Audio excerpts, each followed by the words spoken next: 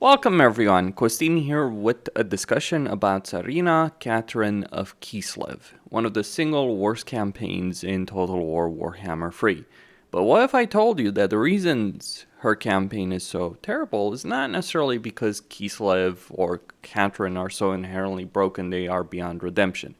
No, this is not a Nurgle situation or an Ogre situation, to be honest, though there might be some similarity with the Ogres in the sense that there are things that Creative Assembly should do, could do, that would help an enormous amount with this campaign and many other campaigns in the game that I will be highlighting in a series of videos that would simply require relatively simple fixes to make the situation substantially better. Okay, so Katarin starts with Kislev as a tier 1 settlement with nothing in it. Now that's kind of annoying because you'll be spending quite a lot of that starting gold to get things going, but it's not necessarily too big of an issue. She starts with an army that's okay, but not too crazy, and she starts a war with the Björnsling. That's not really the problem in her campaign. The Björnslings are easily destroyed. It was kind of crazy when they started with mammoths when Immortal Empires came out, but they no longer do so. The problem with Katarin is she's the only Kislev legendary lord that starts without a hero in her campaign. Because if we look at Boris Ursus, if we look at Kastaltin, if we even go halfway across the freaking world with Astankia, they all have one thing in common. They start with a hero. For Boris Ursus and Kastaltin, they start with the Patriarch.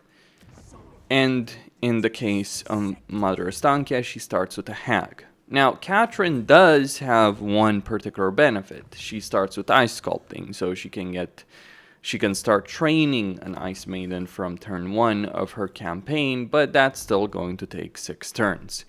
6 rather annoying turns. So you are already at a disadvantage. And I would actually say, like, even with the Ice Maiden, which you can actually get if you save a character, even with the Ice Maiden, you're still in a worse position. Suffice to say, while Astankia has issues, including not being able to recruit Patriarchs until she either has an alliance or controls one of the major cities of Kislev, Katarin is in a worse position. Because one of the main benefits of Kislev as a race is actually their Patriarchs. They give a huge amount of combat benefits, they give a huge amount of replenishment on the campaign map. Not having Patriarchs diminishes your campaign. And Katarin is the only one of all the Kislev campaigns that has harder access to heroes than the others. Because in every Kislev campaign, you can easily load a hero and get an Ice Witch from turn 1 of the campaign. And if we consider Castle Alexandrinov starting as a tier 2 settlement from the very beginning of the campaign, we consider Boris Ursus starting with the Patriarch, we quickly realize that Katarin is playing the catch-up game. That's one of the big problems.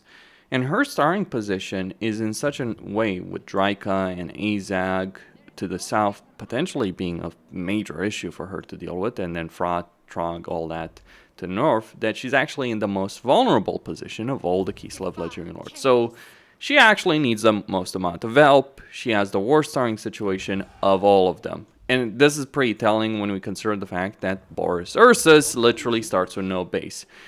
Now, I know some people will argue that Boris Ursus has the worst Kislev campaign. I'm looking at you, Legend of Total War, with respect to that. But I've played Boris's campaign time and again. You can do a migration campaign to go for the Frozen Landing, but that just means the early game is easier and you're setting yourself up for a harder late game. Because one of the things you can do very easily as Boris Ursus is wipe out Archeon in a campaign with your starting army and just some basic Kossars you recruit. The issue with that is, like, yeah, it ends up being annoying because your territory gets attacked and taken over, but you have all the tools needed to succeed in that. It's better to do a migration campaign, not because although you'll end up having to deal with Archeon later on, you will get easier access to things like Prague and confederations with Katarin and Kastaltin than if you stay there. It's that dilemma. And it is a dilemma, but the power is there. So, okay, beyond the crappy starting situation and the mediocre army, there's also another issue for Kislev, and this applies to both Katarin and Kastaltin, and to an extent Boris Ursus, and that is invocations and supporter system.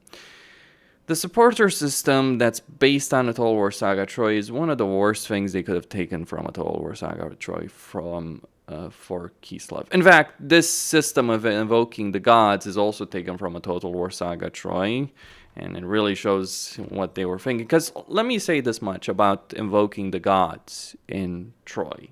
It was not a good system. You basically were playing a situation in which one particular god was significantly better than others, and you couldn't give much of a crap about the others. Effectively, Aphrodite was far ahead of everyone else. You focused on her, then you got Zeus potentially for the benefits there, maybe Poseidon. That's essentially it. Everything else was a luxury, but the primary goal was to go for Aphrodite. And similar thing plays out here.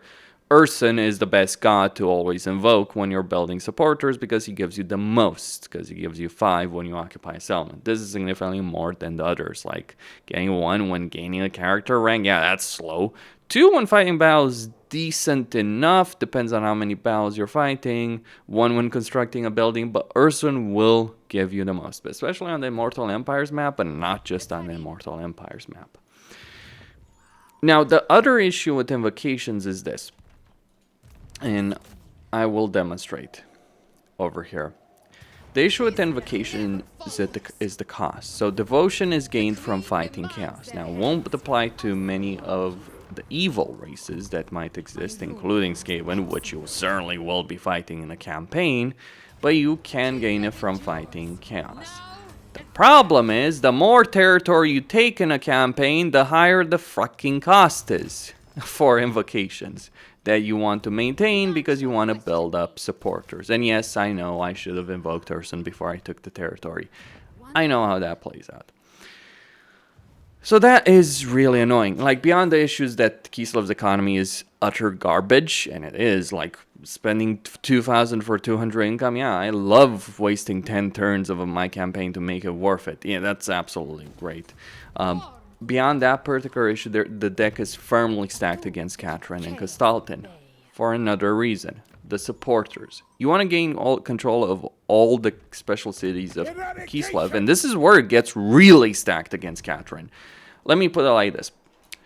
This is Kislev City. It's got some good landmarks, including like the Boca Palace, the Grand Citadel, all that, but there's nothing quite insane over here, right?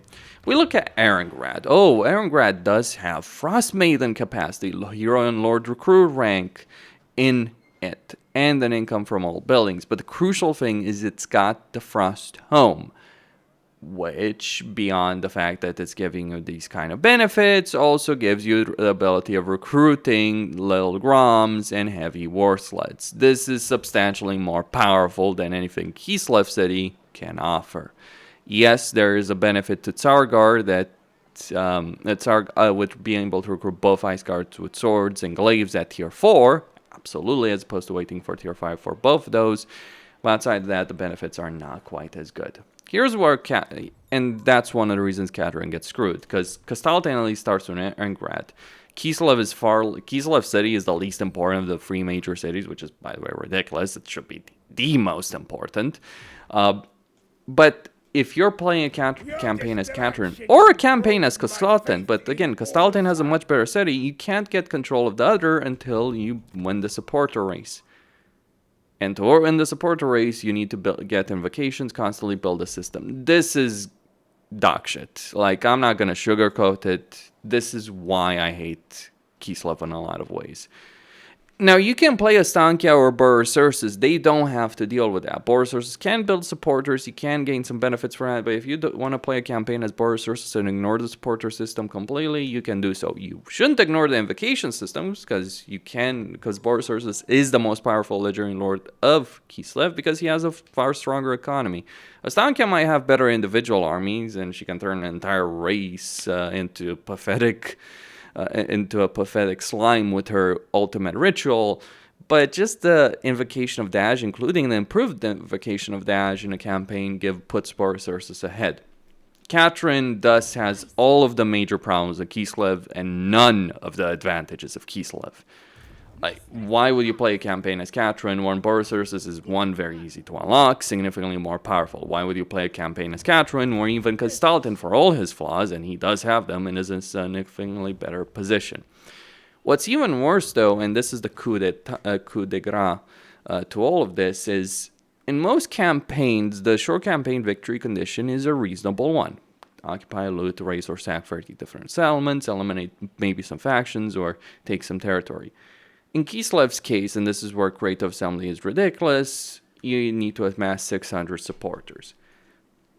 Let me put it like this. Assuming you're taking one settlement per turn, you can do this in like 30 turns, and that's assuming you only have one army. In reality, you probably can't run with 2-3 armies if you're playing your cards right, because you can get a lot of post-battle loot as Kislev, while you won't generate as much money.